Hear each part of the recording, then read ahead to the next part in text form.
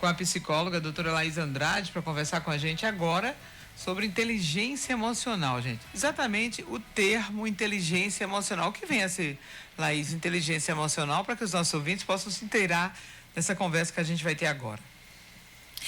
Bom, inteligência emocional é um termo que foi idealizado por Daniel Goleman, que é um teórico, né, muito estudioso dessa área. E basicamente, assim, de maneira muito resumida, seria uma forma que a gente encontra de compreender as nossas emoções, porque nossas emoções, elas são reativas, instintivas. Então, muitas vezes a gente se deixa levar apenas por essas reações instintivas, mas nós somos completamente capazes de racionalizar sobre essas emoções e usá-las da melhor maneira possível na maior parte das vezes. Então, basicamente é a forma que a gente encontra de se conhecer, de compreender as nossas relações, para que a gente consiga usar as nossas emoções a nosso favor e não contra a gente. Por exemplo, numa situação de raiva, né? Especialmente as emoções mais desagradáveis. Então, todas as nossas emoções, elas são importantes e elas têm uma função. Aí você pode me dizer, Laís, mas qual a função da raiva, né? Porque é uma emoção que eu não gosto muito, não. A raiva, gente, por incrível que pareça, ela tem uma função muito importante, que é justamente de nos tirar da inércia, de fazer com que a gente tenha uma energia de mudar alguma situação que a gente considera injusta, inaceitável, né? Que a gente não quer que seja daquela forma. Então, isso que provocou, por exemplo, as revoluções, as grandes mudanças. Então, se a gente utiliza essa chama, né, que existe dentro da gente, que é a raiva, de uma maneira produtiva, de uma maneira inteligente, a gente consegue transformar muitas coisas que a gente não concorda ao nosso redor, desde que a gente tenha essa possibilidade. Mas, se a gente coloca gasolina nesse fogo, se a gente fica ruminando, pensando, mas aquilo aconteceu comigo, mas fulano falou assim comigo, e a gente fica mastigando aquilo ali por muito tempo, o que era uma chama, né, se torna um fogaréu e a gente mesmo se queima com essa raiva e acaba se tornando algo desproporcional e não funcional. Então, basicamente, inteligência emocional seria eu saber utilizar as minhas emoções a meu favor da melhor maneira possível. E como ajudar os adolescentes a desenvolver a inteligência emocional? Que os pais estão vindo agora, os tios, aqueles que convivem com esses jovens, como podem ajudar? Primeiro de tudo, eles mesmos saberem lidar com suas emoções, né? Então, se esse adulto que está ao redor desses adolescentes e crianças, eles não souberem lidar com suas emoções, se eles forem pessoas muito explosivas, muito eufóricas, pessoas que não é um problema chorar. Chorar é muito bacana, ele nos ajuda a lidar com conteúdos difíceis ou muito bons, né? Muito intensos. Mas, se você é uma pessoa que dramatiza muito, que com tudo você acaba chorando e não resolve, se vitimiza, enfim, se você é um adulto que não sabe resolver suas questões de uma maneira ativa, de uma maneira inteligente, provavelmente essas crianças e adolescentes que estão ao seu redor também não vão saber, porque, mais uma vez, elas aprendem pelo comportamento, né? Pelo modelo. Falar em comportamento, quando você colocou essa história das pessoas que se vitimizam mais, só falam de doença, de coisa ruim, vão terminar muitas sozinhas, porque deixa muita gente sem se aproximar mais, que você chega na pessoa para falar de coisa ruim. Isso. E tem gente que tem essa tônica a vida toda, né? É viciante, eu diria. Porque você não quer resolver. Se você chegar para uma pessoa que se vitimiza muito e disser assim, olha, na minha opinião, você poderia fazer isso aqui para resolver o seu problema. A pessoa não quer resolver, ela quer continuar ruminando aquilo e se fazendo de vítima. Então, se torna um hábito, um comportamento habitual, e isso precisaria ser interrompido.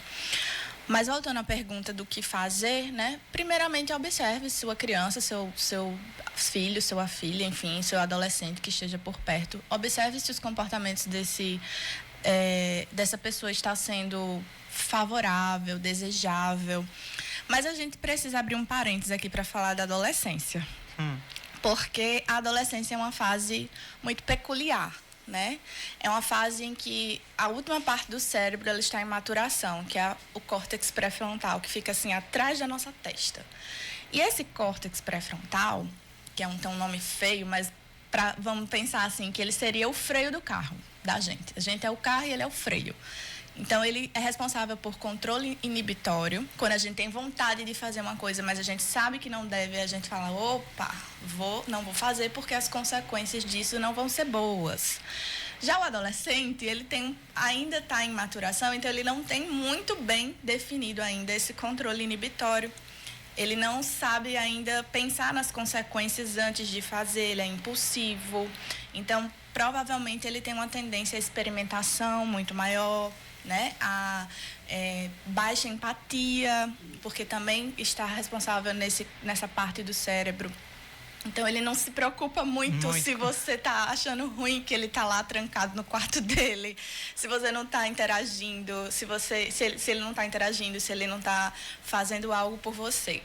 E aí você pode pensar, Laís, então quer dizer que eu vou deixar simplesmente passar? Não, a gente precisa estimular mais, né?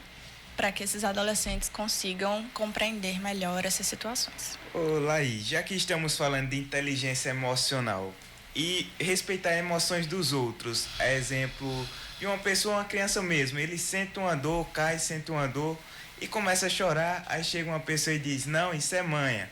Portanto, aquela dor pode ser a maior dor que ele sentiu, né? Porque foi uma primeira queda, digamos. É a questão do outro, respeitar o lugar do outro e não colocar condições nessas dores, nesses sentimentos que o outro sente. Perfeito, William. Esse é o lado da empatia, né? A inteligência emocional, segundo Goleman, ela se divide basicamente em 5 pilares, que é a identificação, né? O autoconhecimento, a autogestão, a automotivação, a empatia e as relações interpessoais. Então, a empatia é também você compreender e respeitar, não é você simplesmente se colocar no lugar do outro, porque você tem uma forma de pensar e sentir diferente do outro. Então, na verdade, é você tentar compreender como o outro está sentindo dentro do lugar que ele está. E a criança, provavelmente, ela vai ter situações ou motivos que a gente vai julgar ser bobos, né? Que a gente vai julgar não ser o suficiente para ela estar chorando. Mas se ela está chorando, a gente pode, por exemplo, ao invés de dizer, cala a boca, deixa de manha, dizer, olha, eu sei que está doendo, eu entendo que você está triste, mas já vai passar.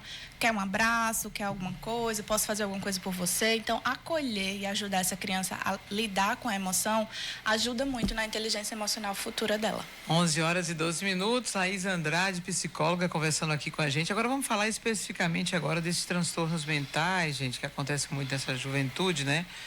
E é claro que a gente quer saber se existe prevenção. Até chegar no psiquiatra, né? Vamos aqui falar até a psicóloga, também tem funções e funções para sermos distintos, né? Uhum. Mas o que é que os pais já podem ajudar os filhos quando eles começam com um transtorno que pode aparecer como daqui a pouco tempo um grave problema de saúde mental, né? É preciso, assim, começar a tratar. Porque, assim, às vezes o pai só leva para psicóloga se já tiver sintomas de suicídio. Só leva para psicóloga se, por exemplo, a mãe e os pais não aceitarem agressivo, né? a agressividade, ou às vezes os pais não aceitam a homossexualidade dos filhos, é um problema sério. E aí vamos levar para o psicólogo também, né? Porque as pessoas não podem ser o que elas querem ser, né? Aí depois, vamos levar para o psicólogo se está já em contato com as drogas pesadas. Então, o psicólogo pega uma carga muito grande. Uhum. Mas antes de chegar ao psicólogo, há uma maneira de prevenir tudo isso, Laís? Com certeza. Como eu falei, primeiro a gente mesmo se policiando e se automonitorando, né? Porque os adultos, eles são as referências dessas crianças e adolescentes. E segundo, observando esses sinais que eles dão em relação aos comportamentos, né? Então, ao invés de você dizer que, como o William citou, que o choro daquela criança é manha, ou que o adolescente que está sofrendo por amor é bobo, que, enfim, porque na adolescência você tem vontade, é tudo muito intenso, né? É o pico das emoções, Quer fazer tudo de uma vez. Quer fazer tudo de uma vez, quer testar, quer buscar identificação. Então, isso faz com que eles sintam mais ansiedade, porque tá tudo muito intenso, muito sensível. Então, acolher é muito importante. Procurar a ajuda necessária no espaço ou no setor que ele precisa é muito importante. Ser sempre o ouvido da sua criança e adolescente, né? Ser sempre, assim, um espaço, não é de passar a mão, tá? Você não vai chegar e dizer assim, olha, você fez isso, está tudo bem. Não. Olha, você fez isso, eu estou aqui para te ajudar a consertar o seu erro.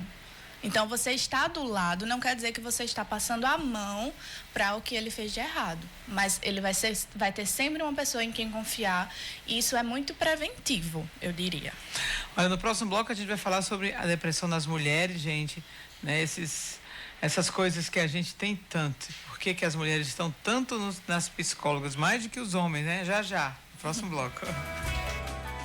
Clínica Santa Júlia, gente, é Sumé e Serra Branca, você sabe, né?